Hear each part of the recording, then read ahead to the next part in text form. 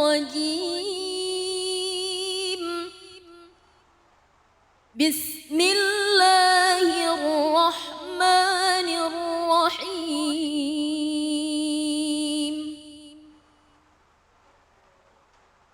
إنكم لتأتون الرجال شهوة من دون النساء بل أنتم قوم مسرفون صدق الله العظيم. Shadaqallahul Azim. Sama-sama kita mendengarkan pembacaan ayat suci Al-Quran surah Al-A'raf ayat 81. Tadi kita membahas tentang perbuatan fahisyah. Kita bicara LGBTQ. Ada yang bilang gak usah pakai bilang LGBTQ deh. Langsung aja kalau kata Ustadz Erik tadi. Homoseksual dan lesbian. Selesai udah katanya gitu. Nah ayat ini juga mencoba mengajarkan kita menyikapi tentang hal tersebut. Nah gimana Ustadz Erik? Kira-kira apa yang bisa kita ambil hikmah atau pemaknaan atau penafsiran dari ayat ini? Silakan. Baik. Bismillah, salatu wassalamu rasulillah wa ala alihi wa ba'du. Jika kita lihat ya, ayat yang tadi dibacakan surat Al-A'raf ayat 81, innakum latatunar rijala syahwatan min dunin nisa'i bal antum qaumun musrifun. Sesungguhnya kamu mendatangi lelaki untuk melepaskan nafsumu kepada mereka, bukan kepada wanita. Malah kamu ini adalah kaum yang melampaui batas. Nah, itu artinya. Kita lihat, kalau kita lihat kata secara lughah syahwat ya. Syahwat itu kalau dalam bahasa Indonesia langsunglah apa? Keinginan untuk apa namanya? Birahi gitu bahasa. Birahi bahasa Indonesia. Tapi sebetulnya syahwat ya kalau dalam bahasa Arab itu lebih luas. Dia mencakup keinginan syahwat kekuasaan, syahwat harta, itu ada. Jadi lebih luas lagi. Nah, tapi di ayat ini memang ditukikan, difokuskan kepada apa? Kepada bagaimana yang namanya seorang rijalu tadi, seorang laki-laki tadi, ar-rijal tadi, yang kemudian mau melepaskan keinginannya tadi, ya kan, syahwatnya tadi, nafsunya tadi kepada yang bukan wanita. Nah, di sini disebutkan bahwa kamu tuh kaum yang togok, yang melampaui batas. Kenapa seperti ini? Kalau kita lihat ya, masalah nafsu kita masuk dulu. Dalam surah Yusuf disebutkan inna nafsa la'amaratin bisu'i illa marahimma rabbi. Sesungguhnya yang namanya amarah itu, nafsu amarah itu nafsu yang membawa kita kepada sesuatu yang kepada semua yang buruk, yang jelek. Tapi di situ ada kecuali illa. Apa? Nafsu yang dirahmati oleh Allah. Oh berarti yang namanya melampiaskan keinginan, melampiaskan nafsu itu ada yang buruk, ada yang dirahmati oleh Allah.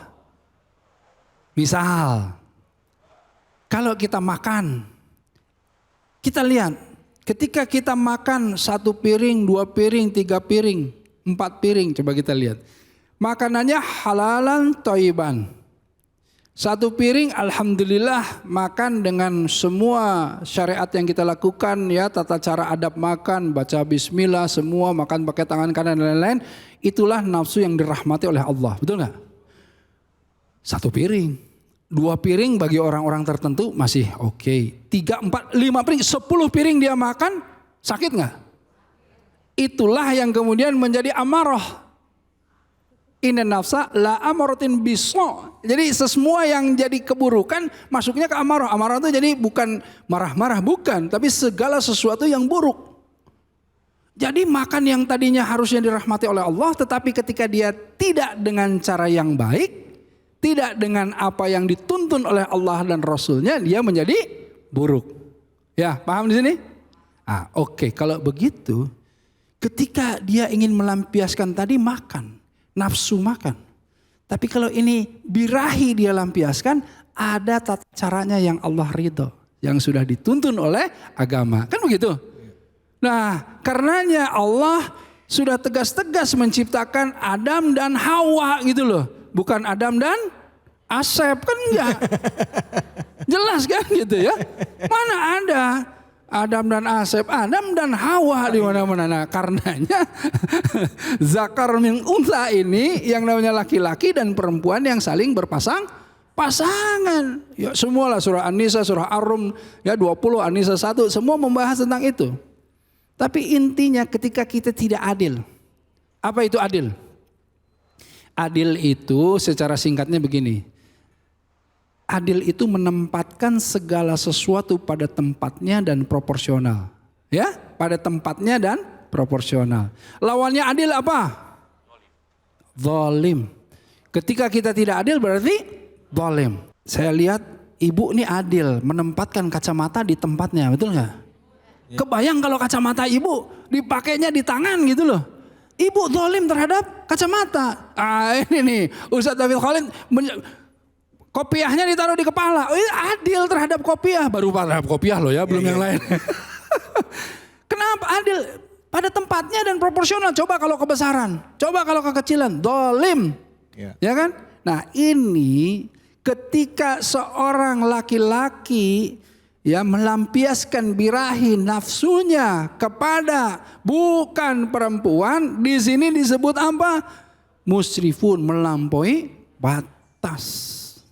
Orang-orang yang mendapatkan azab Allah. Kenapa? Karena dia tidak adil, dia berlaku zalim gitu. Ini pemahaman awalnya nih. Nah, berarti laki-laki harus sama perempuan? Iya. Ya, walaili idza yakhsha wa nahari idza tajala wa ma khalaqal zakara wa unsa. Kan begitu, kan pasang-pasangannya malam siang kan gitu kan. Ini pasang-pasangan gitu. Nah, kalau seandainya tatanan harmonisasi ini diubah oleh manusia, apa yang terjadi? Itu yang menjadi masalah kita, yang buat masalah kita yang berbuat kerusakan terhadap itu. Disinilah kalau kita lihat, saya akan berikan gambaran bahwa jika seandainya lelaki berhubungan dengan lelaki, perempuan dengan perempuan, ini akan membuat manusia tidak bisa produktif melahirkan anak-anak manusia. Betul nggak? Kalau di dalam surah Asy-Syu'ara ya, ayat 160 ini dinyatakan kaum Lut itu mendustakan Rasul gitu ya. Nah, jadi mestilah kemudian mereka itu bertakwa. Jadi ikut agama Lut, ikut agama Islam, ikut agama yang datang dari Allah, dan insya Allah kita akan terjaga dari segala kerusakan. Kurang lebih itu. Insya Allah kita masih ada untuk ini ya. Lagi seru nih Ustaz. Ya, baik, terima kasih banyak Ustadz Erik. Silakan Ibu ngomongin masalah ini, jadi kita ngerasa jadi kegambar gitu. Kalau saya jadi waktu Ustadz ngomong jadi kebayang gitu ya, di media sosial di luar negeri itu ada pasangan suami istri, laki-laki dan perempuan. Laki-lakinya dulunya adalah perempuan. Yang perempuannya dulunya adalah laki-laki. Jadi pada saat mereka menikah, si yang hamilnya itu adalah yang laki-lakinya. Karena dulunya perempuan. Itu ada, itu fakta. Nah, akhirnya tadi kata Ustadz benar, ini akhirnya merusak tatanan generasi ke depan, merusak peradaban ke depannya. Civilization ini kacau ke depannya. Akhirnya muncul anak-anak yang bingung, yang nanti akhirnya juga jadi lemah. Nah, mungkin ada yang mau menanyakan soal ini yang disinggung oleh Ustadz, silakan Ibu. Silakan.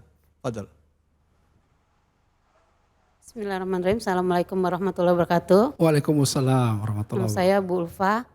Saya mau nanyakan bagaimana peran para ulama ya Karena saya di lapangan sering terbentur tuh ketika kita mengadvokasi yang anak-anak yang gitu ya atau yang lain mau LGBT itu selalu ada kelompok gitu ya dan kecenderungan tuh mereka mengatakan atas HAM gitu. Jadi orang tua itu pada ngeluh. Jadi orang tuanya akhirnya kalah gitu.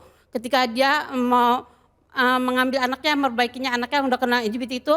Nah itu gitu. Jadi saya banyak bagaimana peran para ulama untuk mengadvokasi ya, kebijakan pemerintah ya daerah ataupun pusat itu untuk melindungi anak-anak kita gitu karena selalu mereka membenturinya HAM akhirnya kita kalahnya di situ. Itu saya Ya, tanya baik, seperti itu. baik. Makasih banyak Ibu. Ibu, Assalamualaikum warahmatullahi wabarakatuh. emang bener ya Bu ya, yang jadi senjata hak asasi manusia sekarang ya Bu ya. Ya silakan Ustadz, nyingkapinya gimana Ustadz? Baik, ini memang akobah.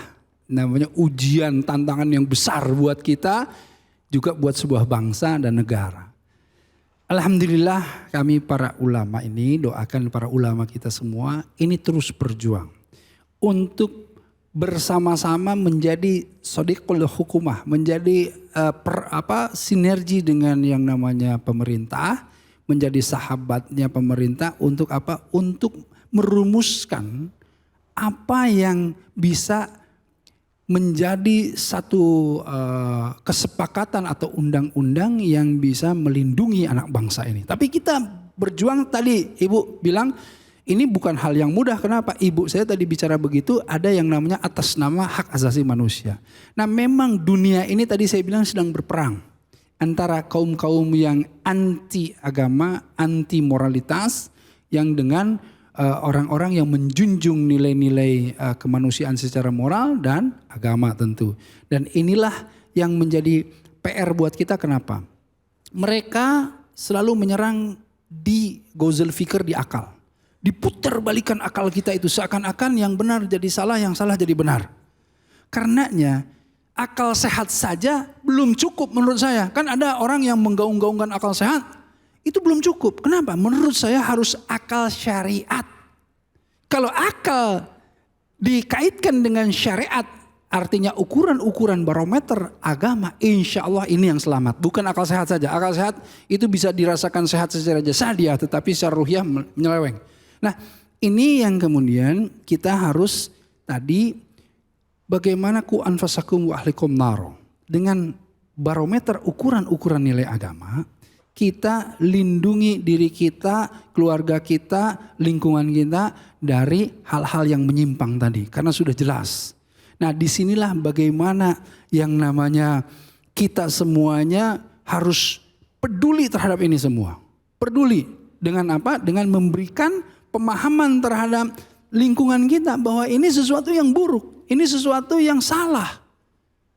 Gitu. Ini sesuatu yang salah, ini sesuatu. Jadi kalau ada sedikit yang namanya tanda-tanda seseorang, apakah itu lingkungan keluarga dan lain-lain yang akan kemudian kira-kira masuk ke dalam pemahaman itu, kita harus cegah. Itulah konsep amar ma'ruf. Jadi Ibu tetap berjuang istiqomah, rangkul dengan kasih sayang karena setelah mereka paham insya Allah banyak kok orang-orang yang saya kenal setelah paham mereka malah merasa ya Allah ternyata yang benar begini ya gitu. Oh ternyata kemarin pemikiran saya begitu. Jadi insya Allah Allah bimbing. Jangan tinggalin sholat aja insya Allah. Minta petunjuk Allah buka pintunya ini ya. Pintu hidayahnya Allah buka. Sehingga akhirnya kita mampu meraih itu. Kita akan lanjutin lagi obrolannya, seru ya Bu ya. Jadi serius banget nih bahasannya. Saya juga agak berat ngangkat tema ini ya. Karena serius ya, ini tantangan kita buat ke depan. Tetap di sini, di Cahaya Hati Indonesia.